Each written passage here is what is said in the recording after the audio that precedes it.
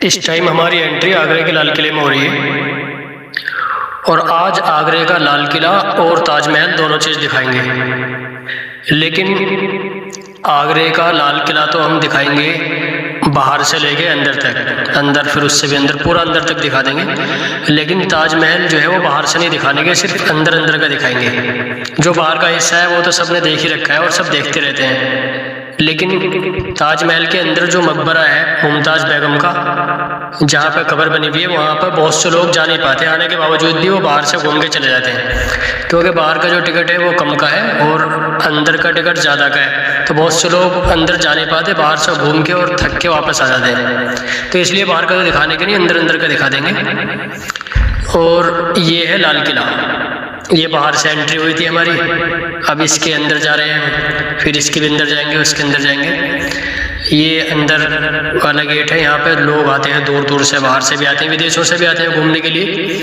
और यहाँ पे भी टिकट है और ताजमहल में भी टिकट है, टिकट लगता है दोनों जगह अंदर जाने का।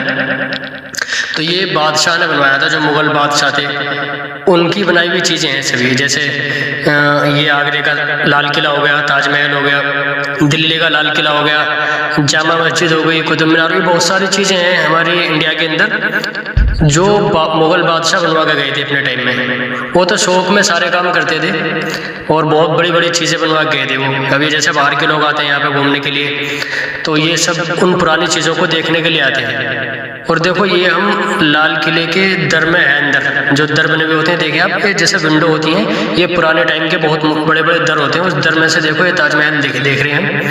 तो ये बहुत छोटा सा दिख रहा है, जूम करके देखेंगे तो बहुत छोटा सा होकर दिखेगा, ये इतनी दूर है यहाँ से ताजमहल।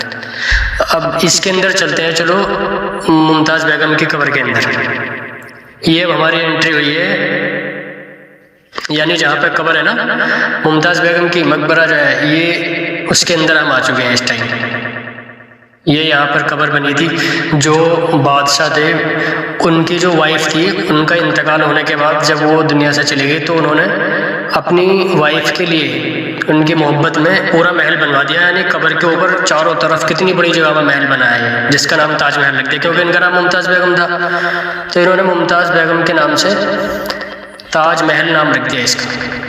और ये वो चीज़ें हैं यानी जो बादशाहों ने बनवाई थी, और आज हमारे देश के लिए ये सारी चीज़ें काम आ रही हैं, क्योंकि वो तो बनवा कर चले गए। अब इनके मरने के बाद भी इनकी कब्र पे लोग आते हैं देखने के लिए, फिर टिकट लगता है, उनसे पैसे वसूले जाते हैं। तो जो पैसे वसूल कर इकट्ठे किए जाते हैं, वो डेली कितने लोग आते हैं दिन में, तो वो सारा पैसा इकट्ठा होकर हमारे देश के लिए काम में आता है। यानी हमारे देश के लोग भी आते हैं और देश से दूसरे देशों के भी आते हैं, और दिन में बहुत ही सारे लोग आते हैं। जैसे यहाँ पे भी आते हैं, ताजमहल में भी, लाल किले में भी आते हैं। और जब ताजमहल पे कोई आता है तो लाल किले पे भी जाता है। ऐसे ही दिल्ली में लाल किले पे आते हैं, कुतुब मीनार में घूमते हैं, जामा मस्जिद हो, सब जगह मतलब घूमने वाले लोग जो हैं वो आते हैं, तो टिकट लगता है तो पैसा वसूल जाता है। अब ये पैसा हमारे देश के लिए काम में आता है। और ये चीज़ें हैं पुराने टाइम की, यानी जब बादशाह थे तो एक होता है प्रधानमंत्री, एक होता है बादशाह।